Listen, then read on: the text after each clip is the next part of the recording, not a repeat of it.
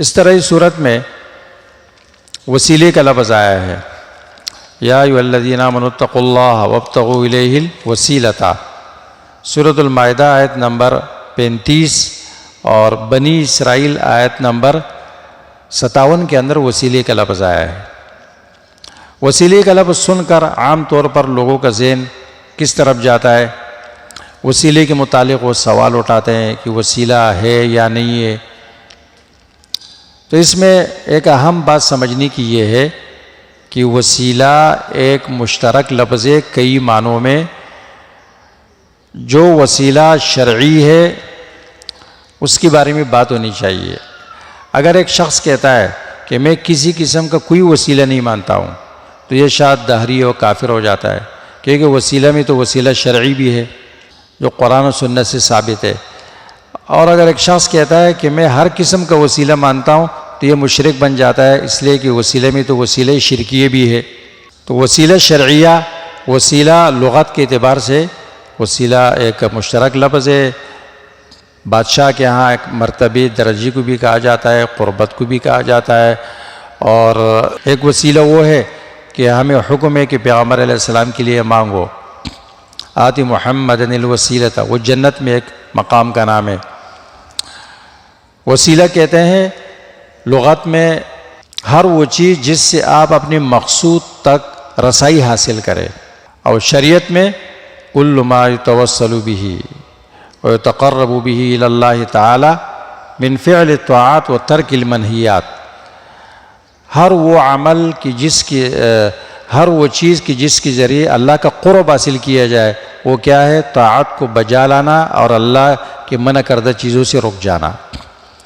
اس طرح فرض ہے، سنت ہے، واجب ہے، مستحب ہے، اور جتنے وہ نیک اعمال ہے جس کا اللہ نے قرآن میں حکم دیا، پیغمبر علیہ السلام نے سنت میں حکم دیا، اس کو اختیار کرنے کی وجہ سے انسان اللہ کے قریب بن جاتا ہے، صحیح عقیدے کی وجہ سے، ایمان کی وجہ سے۔ وسیلہ انسان کس سے کرے گا؟ کس کے ذریعے؟ نمبر 1 اللہ کے اسماء و صفات کے ذریعے۔ قرآن میں اس کا حکم ہے وَلِلَّهِ الْأَسْمَاءُ الْحُسْنَى فَادْعُوهُ بِهَا۔ اعمال صالحہ کے ذریعے إِيَّاكَ نَعْبُدُ وَإِيَّاكَ نَسْتَعِينُ اهْدِنَا الصِّرَاطَ الْمُسْتَقِيمَ، بخاری کی حدیث سے بھی ہے، غار والوں کی حدیث سے بھی یہ بات ثابت ہے۔ اسی طرح اپنے عجز کو پیش کرنا، جسے زکریا علیہ السلام نے اللہ کا اپنا عجز پیش کیا اور اللہ سے بیٹے کی دعا کی، سورۃ مریم کی بالکل ابتدا میں۔ سلیمان علیہ السلام کی دعا میں ہے وَأَدْخِلْنِي بِرَحْمَتِكَ فِي عِبَادِكَ الصَّالِحِينَ۔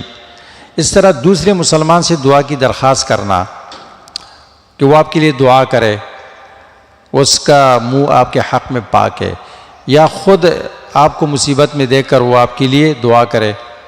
امام ابو حنیفہ رحمہ اللہ کے ایک قول شامی نے سند کے ساتھ نقل کیا ہے، لا ينبغي لأحد ان يدعو اللہ الا به اے باسمائہ و صفاتہ، کسی کے لیے مناسب نہیں ہے کہ وہ اللہ سے دعا مانگے مگر اللہ کے اسماء و صفات کے ذریعے۔ اور سند کے ساتھ نقل کیا ہے بشر بن الولید عن ابی یوسف عن ابی حنیفہ رحمہ اللہ۔ پھر کچھ الفاظ ایسے ہیں کہ اس سے لوگ دعا مانگتے ہیں، اس میں بحق فلان، تو فقہ حنفی میں اس کو مکروہ لکھا ہے کتاب الکراہیت میں، یہ بحق فلان کے ساتھ دعا مانگنا مکروہ ہے، اس لیے کہ اللہ پر کسی کا کوئی حق نہیں ہے۔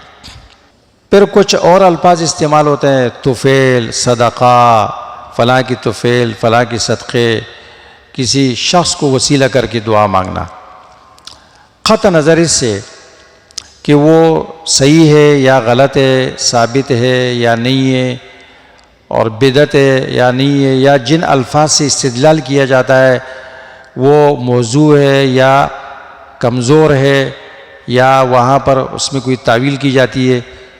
قطع نظر اس سے اس آیت کے متعلق جو سورۃ المائدہ کی آیت ہے، اشرف علی تھانوی صاحب رحمہ اللہ بیان القرآن میں لکھتے ہیں کہ اس آیت کا ذوات فاضلہ کے وسیلے کے ساتھ کوئی مس نہیں ہے، کوئی تعلق نہیں ہے، اس بارے میں ہے ہی نہیں۔ اس میں تو ایمان والوں کو ترغیب دی جا رہی ہے کہ اللہ کا قرب حاصل کرو، اس کا طریقہ خود بتایا، جاہدوا فی سبیلہ، کہ یہود کی طرح باپ دادے پر فخر نہیں کرو، ان کے اعمال کی طرف ان کے اعمال کو نجات کا ذریعہ نہیں بناؤ، خود عمل کرو۔